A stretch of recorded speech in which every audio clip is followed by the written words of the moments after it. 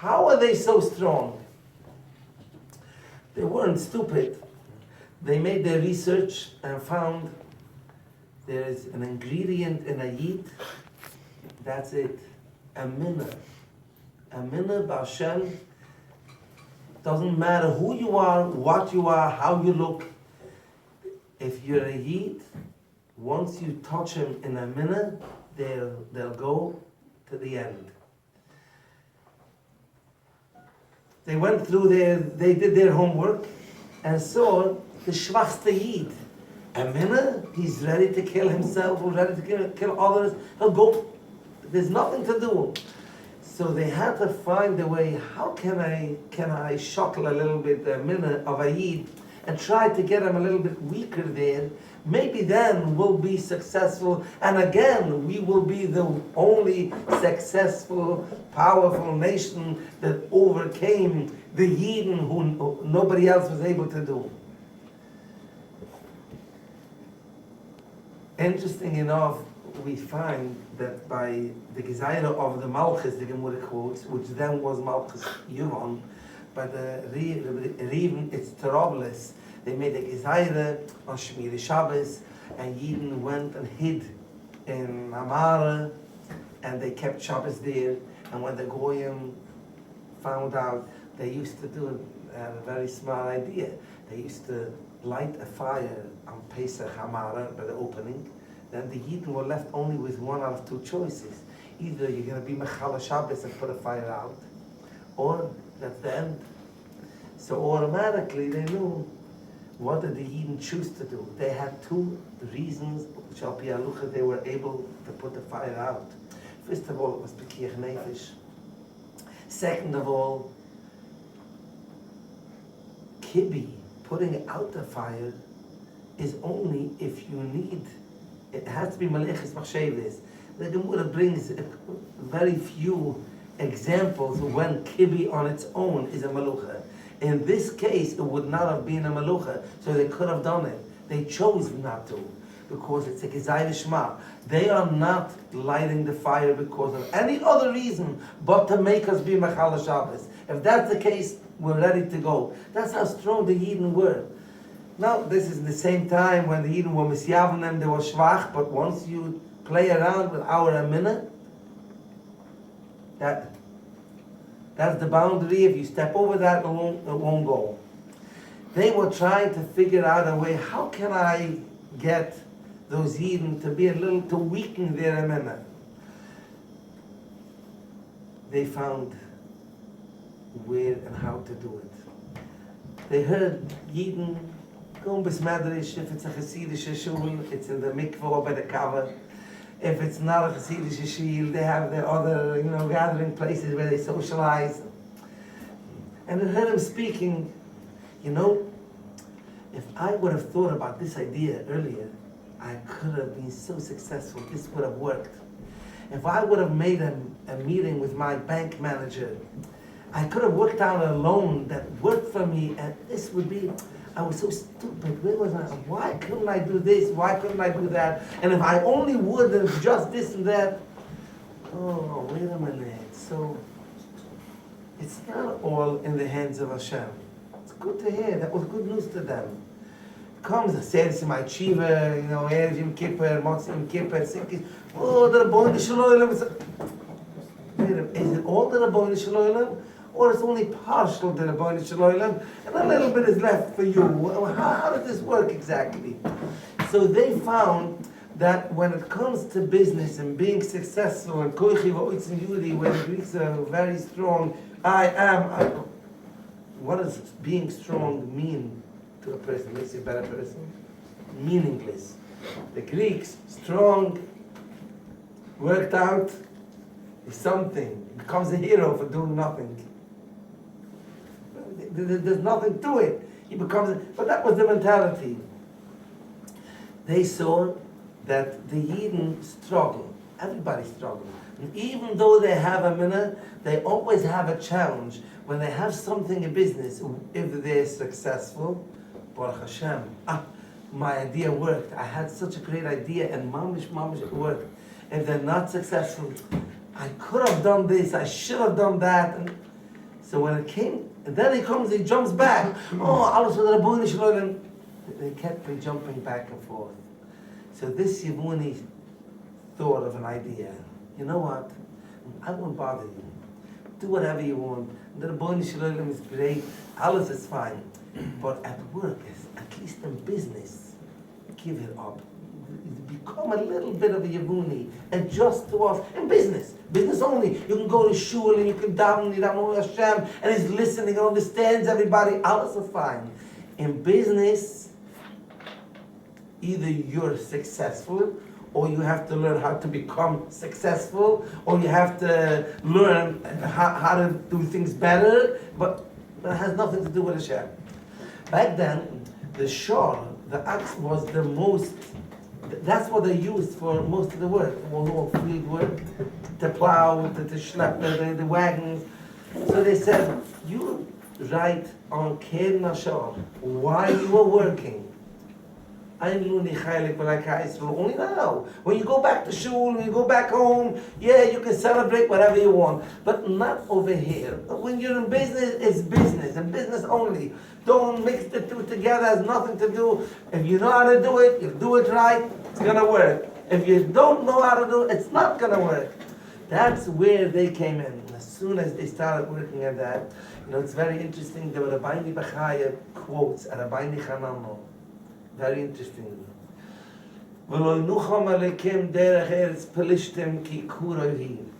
Hashem had a choice to just bring the Yidden out of Mitzrayim, through Eretz Yisrael, and just bring him in, and it's done. In a couple of days they would have been there and everything would be fine. He says in the name of the Rabbeinu Chananel, Ki Kuravi means it was too close to normal. Too close to natural, daily, to make it happen that way. Nobody ever would acknowledge that it was Hashem that did all of it for us. I have to first put them through in a midbar. No food, no clothing, no water, no ammunition, nothing. And yet, they'll be there for such a long time. Things are going to happen left and right. The clothing grew and were clean. They had an instant dry cleaners. They had food and water wherever they went, any taste, as much as they needed. Only then, after such an experience for such a long time, they would understand and appreciate that the Rebbe Shalom does everything for them. The Sam Sefer goes even further. He says, let's not forget, a 5-year-old kid went into the midbar. He came into Eretz Yisrael at age 45. He walks in, what is this? An apple tree. What? An apple tree. Apple tree. What's an apple tree? It's a food grows. Food grows? Never seen something. Listen, how does this work? How does food grow? They show him a pit. They throw this pit into the ground. This is what happens. You think I'm a fool? You're not going to sell me these stories. This is good bedtime stories for little babies of an altar babachki in the home that doesn't know. Such a pit, such a tree, every year, 300 apples out of it. Not me. Well, it takes time, and he's left to right, a pear tree, an apple tree. And he tried it himself. It worked. Unbelievable. He said, this is Masa Nisan. It's Mamash Ames. Such a pit. How does this give out so many fruits every single year, over and over? This is Masa Nisan. Okay. We have this 50-year-old Yid or 65-year-old Yid walking into the midbar every day. Mom, in the Shemayim. Hey, wait a minute, I didn't take it off. I have 12 people in my house. I only took 9 portions. He measured, he had 12. The next day, you know what, let me take a little bit extra. He took 20, he had 12. Whichever taste he wanted to taste, he had any flavor, any Masa Nisan. Zukdach Sam Sefer. So, what's the truth? Which one is Nisan and which one is not? Which one is Nisan? He said, only the one that you're not used to is Nisan. And the other one that you're used to, you don't call Nisan. But they're both Nisan. It doesn't work any other way. And a person puts thought, explain it, no explanation. There's no such thing. Such a pit, year after year, But it's Masanis, and yes, the Rebbe Shalom made it so. So he says the point was, don't forget when you're in field, when you're in business. That's why after the Nes of Hanukkah, they made a new takuna, that all the shturis, all the documents, they started writing Shem Hashem. Well, all of a sudden, I wanted to prove a point. Not only you're not going to take away them and you'll strengthen us, we became stronger. Now let's go back to the B'S Yosef's Kasha. Why 8 days? Only 7 days. Why only 7? Because one day we had enough. You forgot, that's the point. That one day's oil is also an S. That one day that you think that's normal. We had enough. No, that's also an S. That's why B'nai Bina, only those who understood, no, you may shemoina. 8 days, because for that one day that you think you have, it's normal, we have enough. But no, that alone is an S. Why did someone think about putting away some oil with a choisem? Why they find it? Why they go not find it? It's all Maaseh Nisim. So if you understand that, you know there's 8 days Hanukkah. And if you make 8 days Hanukkah, you got the point. Now, what's the name of a market in Lushan Kodesh? A shuk. You have to, regel means regilis. You get used to something. You have to, don't get used to it. Kikuravi. The point of lighting Chanukah candles is the regel there's nothing, it's not normal. It's all Masanism. Every day the Rebbe Shalom is with us. Everything that happens for good or for something else. I can give you stories left night which I witnessed. First of all, I want to share with you an interesting story. There's a Yidden B'nai Brak, an Ameser Ben Torah, a stark, serious person, in a shtickle Rosh Yeshiva, he has Talmidim. They call it a gechabta tender, like it's something like a hitch. Not a really hitch, they pay for it, but they wait till the van fills up, and then they leave to wherever they're supposed to leave. This Rosh Yeshiva went, and he was supposed to go to Tveria. Maybe some of you heard the story. I said the story in public many times. He sat into the van, and as soon as he sat in, he's a serious Ben Torah Rosh Yeshiva Talmid Chacham. He puts his 2 earphones in with a tape recorder. It's out of style, and he listens to it, a Torah Shir, a tape. The car was full of people. There was only one more person missing. Filled up the car and they left the Tveria. He knows nothing. He's paying attention, looking out the window to what he's listening. All of a sudden, the whole car, the whole oil burst out in a galechter. They were all laughing. He takes out one of his earplugs and asks the one next to him, "What happened? You didn't hear?" "No." "You didn't see what just happened? The car stopped." "No, there was a girl sitting behind us on the back bench. Yeah, you heard nothing?" "No."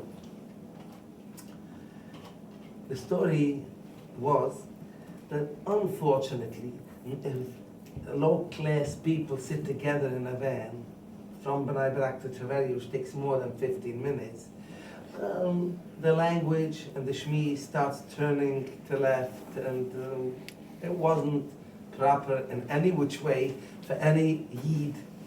And this girl was an ehrliche, bescharte girl, jumps up and shouts out to the driver, "Nahag, I can't repeat it in Ivrit, in Hebrew, but she screams out, "I have to leave the car.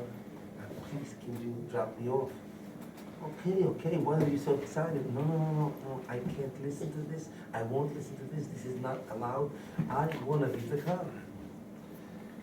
He said, "Okay, I'll pull over in the middle of the highway." No, we're not in the middle anyway. Now, I am not allowed to listen to this, neither are you, but I can't be your God. I have to do what's right. I'm leaving now. Stop the car and I'm leaving.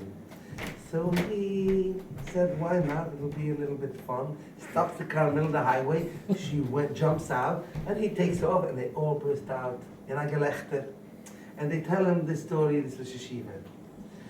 They come to Tveria, drop him off. He walks a block, and he sees this same girl helping an old woman with a bag and holding her hand and walking her.